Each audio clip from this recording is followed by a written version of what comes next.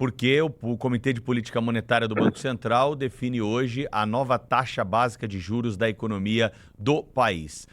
Qual é a sua expectativa, professor Paulo Rabelo? Comente para nós aqui, por favor. Bom dia.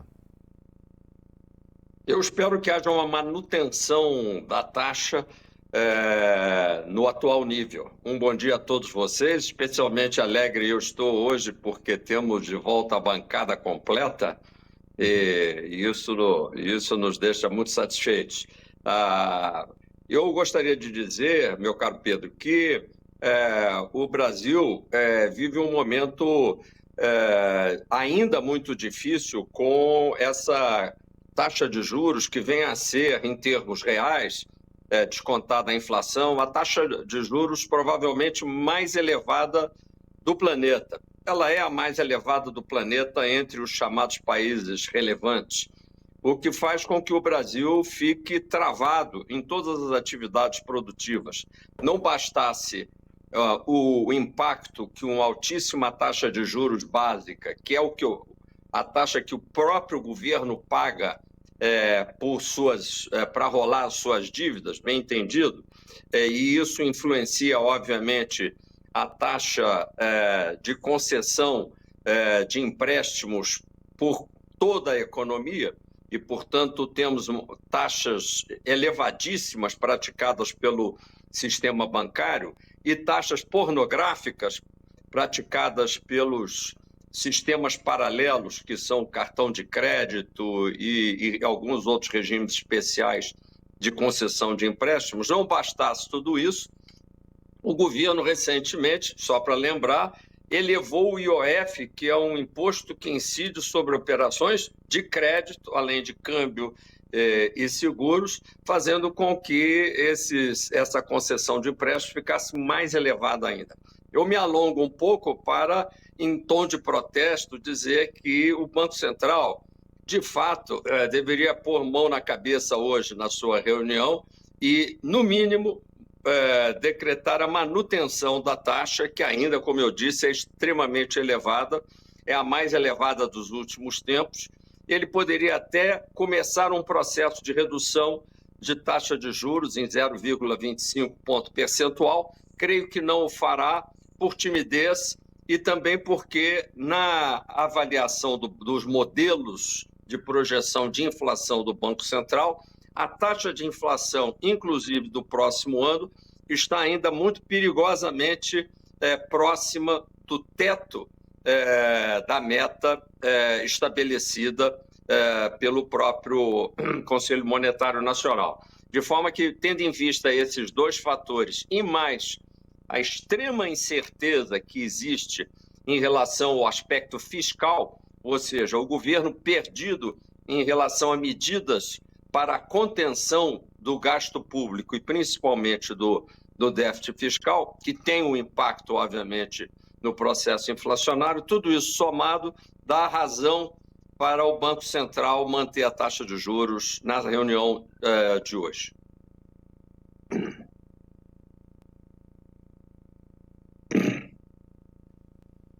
Cláudio? Professor, muito bom dia.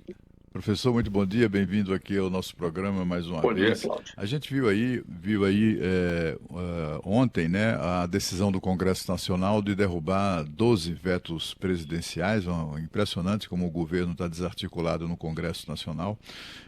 E entre essas decisões que o Congresso derrubou, estava o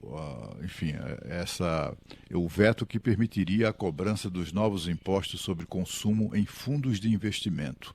O senhor poderia explicar o que é isso? De que maneira isso pode, de alguma maneira, pode impactar junto às pessoas, aos investidores, enfim, como interpretar essa decisão? Na realidade, esse veto representa mais uma espécie de manifestação de oposição ou de indisposição do Congresso de seguir as orientações de política econômica enviadas pelo Poder Executivo, em particular pelo Ministério da Fazenda. Cláudio, você deve estar melhor do que ninguém aí de Brasília, percebendo como o governo está derretendo. A autoridade do Poder Executivo já não é palidamente a mesma que quando Lula assumiu em 2023. O próprio presidente, ele literalmente está voando.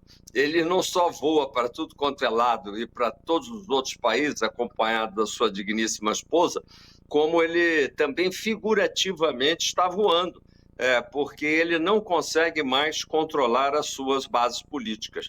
E quando a gente vê a votação também em regime de urgência, para dar o regime de urgência para derrubar o decreto do IOF por uma amplíssima margem de 346 votos a favor dessa urgência contra 97, se não me falham os números, nessa base, favoráveis a não haver a urgência, essa medida de quase 350 votos contra 100, mais de 3 vezes oposicionistas à posição do governo, é uma medida dessa indisposição do Congresso. É uma medida de indisposição muito forte que vem a se somar com a notícia que vocês acabam de dar, de abertura de uma comissão parlamentar mista de inquérito sobre as fraudes. Aliás, uma comissão que precisava ser instalada mesmo, uma vez que quem tem culpa no cartório é o próprio Poder Executivo. Então, neste caso, cabe a um outro poder, o Legislativo, avaliar a extensão dessa fraude e propor, recomendar a reposição desses desvios, para que haja uma rápida satisfação por parte dessas pessoas que confiaram no sistema previdenciário brasileiro e que agora estão muito desconfiadas de que estão sendo fraudadas. E, eventualmente, como você falou, embora isso não seja certo, precisa ser apurado também, pode ter havido e pode estar havendo fraudes também na concessão do crédito consignado, o que elevaria e multiplicaria o nível estabelecido atualmente de um cálculo de 6 bilhões em termos de desvios. Esses desvios, então, passariam para 2 dígitos, na faixa de 50, 60, quem sabe 90 bilhões de reais. Ninguém sabe. Então, isso é muitíssimo grave. Eu até, para polemizar um pouco contigo, diria, eu não sei se vai acabar em pizza. Eu não sei. A pizza está no forno. E esse Congresso sempre disposto a negociar tudo, mas a opinião pública está acompanhando. E eu acho que o segundo semestre vai ser permeado, e nós aqui ainda vamos falar bastante sobre repercussões dessa comissão parlamentar. Professor Paulo Rabelo de Castro, um bom dia, nosso colunista de todas as semanas, para falar de assuntos do Brasil e do mundo. Queria aproveitar a presença do senhor hoje para perguntar o quanto que essa guerra entre Irã e Israel pode afetar o mercado de petróleo. Queria saber as consequências para a economia mundial e para o Brasil. Isso pode jogar a lenha na inflação, professor? Sem dúvida nenhuma, porque... Bom dia, Sônia.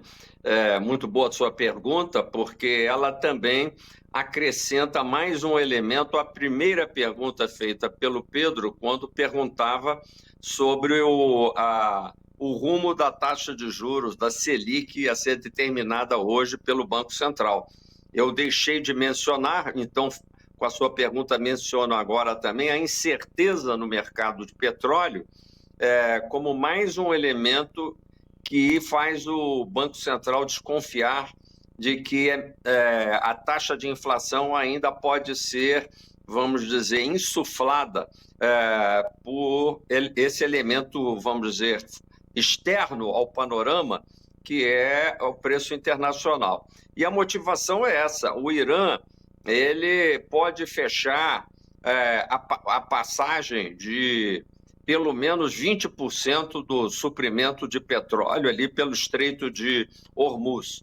É uma hipótese apenas, porque tudo também indica uma debilidade muito grande do atual regime dos ayatolás no Irã, e também uma debilidade em termos militares muito grande do Irã. Creio que o Irã está buscando fortemente alguma forma de cessar fogo. E, por outro lado, a gente percebe Israel aproveitando essa fraqueza para avançar o quanto pode na obtenção dos seus objetivos militares e até políticos na região. De forma que, embora eu acredite que o preço do petróleo não vai explodir, porque se houvesse, por exemplo, um bloqueio do estreito da passagem do suprimento do petróleo, momentaneamente o preço poderia subir para além de $100, que seria aqui internamente um aumento, fazendo a conta de cabeça, de pelo menos uns 50% de aumento do preço, ou seja, litro da gasolina aí na faixa dos R$8, o que seria realmente desastroso para a contabilidade da inflação ainda em 2025. Tudo isso somado, essa incerteza internacional, não ajuda nada ao controle das variáveis da economia. Mas eu queria dizer que, apesar disso, a economia brasileira demonstra uma relativa saúde. Nós estamos indo para uma taxa de crescimento este ano mais próxima de 3% do que de 2,5%. Existe ainda um mercado de trabalho bastante animado e, portanto, nem tudo está perdido.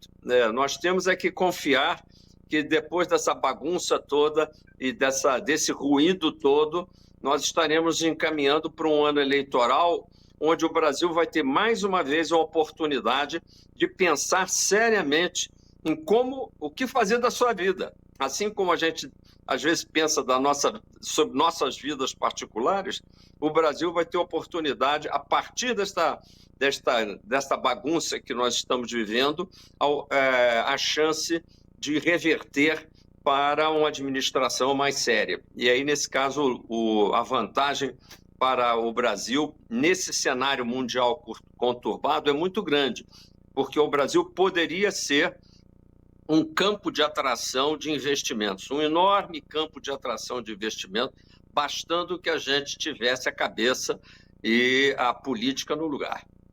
Aliás, professor, deixa eu aproveitar aqui o contexto internacional e perguntar para o senhor o seguinte. Nós vivemos hoje no Brasil um momento de juros altos, muito altos, e de aumento de impostos. Alguns vieram e se consolidaram, outros caíram, outros estão naquela nuvem, ninguém sabe exatamente o que vai virar. O que isso representa em termos de competitividade para o Brasil? Olha, a sua pergunta também diz respeito a essa virada que precisa ser dada em 2027, e no centro dessa discussão, Thaís, está a sua pergunta, que é: em que medida nós teremos um plano capaz de fazer um ajuste do desequilíbrio das contas do governo por meio de uma revisão criteriosa, segura, dos gastos públicos, o que não significa exatamente cortar, porque os gastos públicos estão sempre crescendo muito, de forma que basta uma contenção desse crescimento com uma revisão, como eu disse, criteriosa de gastos, principalmente supérfluos. Eu vou dizer a palavra que de fato merece ser dita: desperdícios de toda a natureza. Se o endereço dessa reforma fiscal estiver mais para o lado do gasto do que para a elevação de tributos, e o Brasil está farto de ver elevados os seus impostos, nós vamos ter um reajuste muito, muito bom da economia brasileira. Agora, isso não quer dizer que no campo dos tributos não haja muita injustiça. Enquanto uma boa parte da população paga taxas de 30% ou mais, ou sobre as suas transações, principalmente de consumo, existem também algumas áreas que são beneficiadas com isenções de tributos. Nós temos que revisar essas isenções, que somam muitas dezenas de bilhões de reais. naturalmente fica aquele jogo de empurra, né, Cláudio Humberto? Todo mundo querendo ter o seu papel, e você falava sobre fundos de investimento, todo mundo quer que o papel que é emitido pelo seu segmento seja isento, enquanto os outros paguem, né? Eu acharia preferível que o sistema financeiro trabalhasse com tributos módicos e incidentes sobre todos os aplicadores de recursos, indistintamente, e que, eventualmente, fosse feito um ajuste final de acordo com o nível geral da renda de cada indivíduo aplicador, coisa que também hoje ainda não acontece. Professor Paulo Rabelo de Castro é o nosso colunista de economia, está sempre conosco aqui na Rádio Bandeirantes discutindo os assuntos mais importantes da economia aqui no Jornal Gente. Bom feriado para o senhor, semana que vem tem mais. Muito obrigado e até a próxima quarta, bancada. Obrigada, professor. Um bom feriado para todos. Obrigada. Isso aqui é o Jornal Gente. Na sequência, as novas informações, Pedro, daquela investigação, daquele caso que chamou tanta atenção, não é? O engenheiro, o empresário que foi achado em um buraco, morto, no autódromo de Interlagos. E tem novidade, você vai saber na sequência, aqui no Jornal Gente. Rede Bandeirantes de Rádio.